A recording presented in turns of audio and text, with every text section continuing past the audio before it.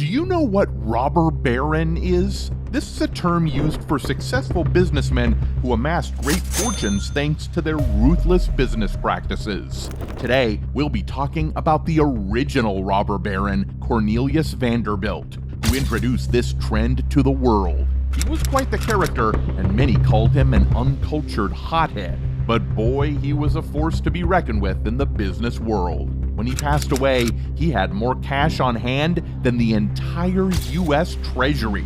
But did this man partake in anything shady to achieve his dream life? Let's find out. At only 11 years old, Cornelius left school and dove headfirst into the family business, working on his father's ferry in New York Harbor. This ferry was no ordinary vessel. It was the lifeline for goods being transported across the river. With time, young Cornelius set his sights on a new venture, starting his own business in the same trade. But to make that dream a reality, he needed a boat of his own. Now, here's where it gets interesting. His mother, a farmer with limited means, stepped up to the plate. Despite not having much, she had some savings tucked away.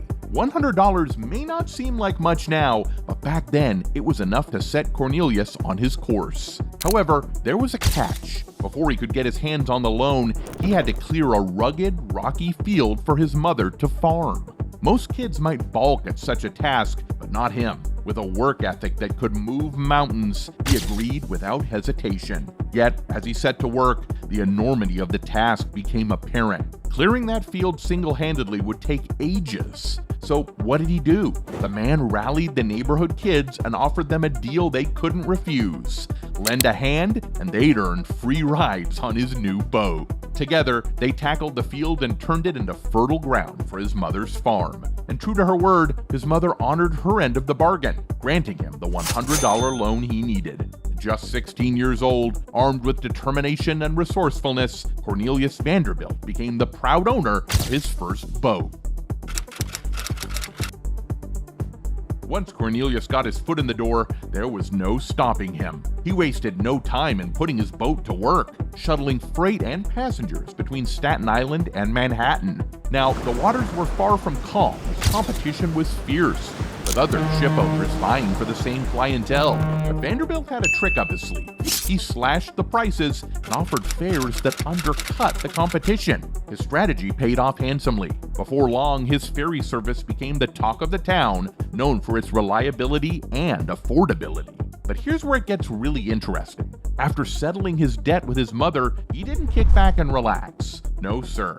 Every penny he earned went right back into the business, fueling its growth. It wasn't long before he bought his new ship, and then another new one, and another. There was no stopping him now. It's a classic tale of capitalist ingenuity, not unlike how Jeff Bezos built Amazon from the ground up. Vanderbilt lived frugally and poured all his profits back into expanding his enterprise. Rinse and repeat. With relentless determination, he soon commanded a fleet of ships, crisscrossing various routes with passengers and cargo in tow. Little wonder they dubbed him the Commodore. That's a hard name for someone who commands a fleet of ships.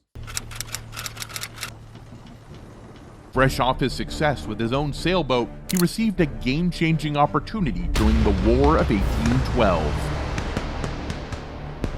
The American government entrusts him with a lucrative contract to transport soldiers on his ships, propelling him further into the realm of business success. Now, you'd think with such demanding responsibilities, Cornelius would have little time for anything else. But hold on to your hats, because amidst the chaos of war and business dealings, Cornelius somehow finds time to tie the knot with his cousin at the ripe age of 19. Not just that, he also finds the time to have 13 children with her. Yet his marital bliss is overshadowed by reports of neglect and discord within his family. In a shocking turn of events, he even had his wife briefly committed to an insane asylum, displaying a callousness that belies his growing success. A man could only be good in one of two things, and this dude chose business. Despite his turbulent personal life, Cornelius remained laser-focused on his business endeavors. By the late 1820s, he set his sights on the flourishing steamboat industry and recognized its potential for revolutionizing transportation. With characteristic boldness, he dived headfirst into investing in steamboats. employing the same cutthroat tactics that had served him well in the past. Undercutting competitors left and right, he lured customers with irresistibly low prices and even offered free boat trips to secure his dominance in the market. Cornelius wasn't just content with outmaneuvering his rivals, he was playing the long game, strategically bankrupting competitors and acquiring their businesses at discounted rates. Larger steamboat companies, recognizing the futility of competing with Vanderbilt's aggressive pricing, opt to pay him hefty sums to stay out of their territories. It's a high-stakes game of cat and mouse, with Cornelius emerging as the undisputed victor time and time again. Despite his meteoric rise to wealth and power, Cornelius remains an outsider in the eyes of the elite. His lack of formal education and rough demeanor set him apart from the genteel upper class, but he shrewdly leverages his working-class roots to his advantage. Dubbing his ships the People's Line, he positions himself as a champion of the common people, further endearing himself to the masses. But Cornelius wasn't one to rest on his laurels. In 1849, he set his sights on a new frontier, the California Gold Rush. Recognizing the immense demand for transportation to the West Coast, he seizes the opportunity to offer boat trips to eager prospectors.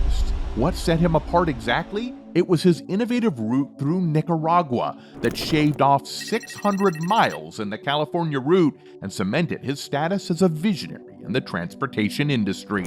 Cornelius Vanderbilt struck an exclusive deal with the government of Nicaragua, securing faster and more affordable trips for his customers. But in a surprising turn of events in 1853, Vanderbilt, on the cusp of his 60th birthday, decided to do something he rarely did: take a vacation. With a grand yacht and his family in tow, he embarked on a tour of Europe, seeking respite from a lifetime of relentless work. Little did he know, trouble was brewing back in Nicaragua. Entrusting the management of his transport business to two associates, Morgan and Garrison, Vanderbilt soon found himself betrayed. The duo struck a clandestine deal with William Walker, the new president of Nicaragua, betraying Vanderbilt and seizing control of his exclusive rights to operate ships in the country. Upon discovering this treachery, Vanderbilt wasted no time in delivering a succinct and ominous message to Morgan and Garrison. His letter, bearing the weight of his determination, vowed retribution. "Gentlemen, you have undertaken to cheat me. I won't sue you, for the law is too slow. I'll ruin you. Yours truly, Cornelius Vanderbilt." 60-year-old badass grandpa? We've seen it before. True to his word, Vanderbilt unleashed a relentless onslaught against his former associates. Establishing a rival transit company nearby, he employed his signature tactic of undercutting prices to lure away customers. But his retaliation didn't end there. Vanderbilt orchestrated a blockade of Nicaragua, refusing to transport passengers to or from the country. He rallied neighboring nations to withhold recognition of Walker's new government, and even played a pivotal role in inciting a war to overthrow the regime. Despite nearing 60, Cornelius Vanderbilt showed no signs of slowing down. Following the death of his first wife, Sophia, in 1868, and subsequent marriage to Frank Armstrong Crawford, who was over 40 years younger than him. And yes, the name's Frank because apparently her parents wanted to name their kid after their best friend, and while expecting a boy, they had a girl, but still decided to stick with the name. Frank was another cousin of Cornelius, and yeah, cousin marriages were really common back in the day. Anyway, Vanderbilt shifted his focus to the railroad industry and recognized the growing dominance of rail transportation. He divested from his shipping ventures and poured his resources into acquiring the connecting independent railways, envisioning a vast railroad empire. By consolidating various railway services into a single interconnected network, Vanderbilt aimed to monopolize railroad transportation. Reinvesting profits, he rapidly expanded his railroad holdings, eventually creating the largest railroad in the world. Despite his immense wealth, Vanderbilt lived modestly, dedicating most of his income and time to his business ventures. In his later years, Vanderbilt began philanthropic efforts, including the establishment of Vanderbilt University with $1 million donation, the largest charitable gift in American history at the time.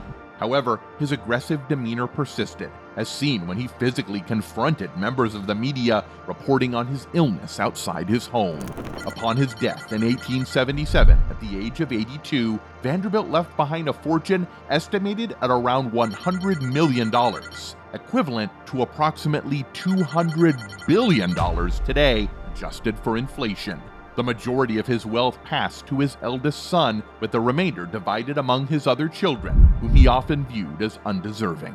Despite his controversial reputation, Vanderbilt's impact on American transportation and the economy was profound, and it shaped the nation's infrastructure and facilitated easier transport of people and goods at affordable prices. His transformation of a $100 loan from his mother into a monumental fortune remains a testament to his entrepreneurial prowess and legacy.